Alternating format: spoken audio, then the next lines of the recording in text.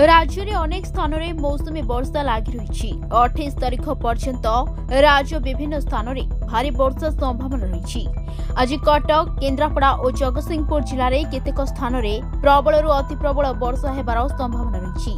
दक्षिणांचल जिला गुड़िक प्रबल वर्षा होबार संभावना रही आंचलिक पाणीपाग विभाग पक्षर पूर्वानुमान कर तेज पाणीपाग वैज्ञानिक सूचना अनुसार मालकानगिरी, कोरापुट, नवरंगपुर, नुआपड़ा और अनुगुल जिले में प्रबल अति प्रबल वर्षा हो पारे।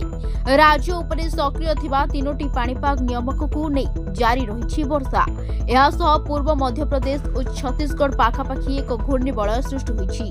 फल राज्य में 4 दिन प्रबल अति प्रबल वर्षार पूर्वानुमान करिछि पाणीपाग विभाग। तेबे ओडिशार विभिन्न अंचल में आसंता 30 तारीख पर्यंत वर्षा हेबा नै संभावना रही। तेबे आसंता 24 घंटे हालुकारू मध्यम धरणर वर्षा सह प्रबल अति प्रबल वर्षार संभावना रही।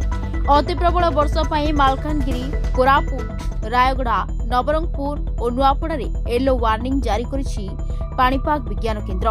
सेहीपरि प्रबल वर्षा पई अनुगुल, कलाहांडी, कंधमाल, बलांगीर, बौद्ध, सोनपुर, ढेंकानाल, संबलपुर, बरगड़, कटक, नयागढ़, देवगढ़ और झारसुगुड़ा पई येलो वार्निंग जारी होइछि। तेबे शनिवार और रविवार मध्य किछि जिले में वर्षा नहीं आकलन करा जाइछि।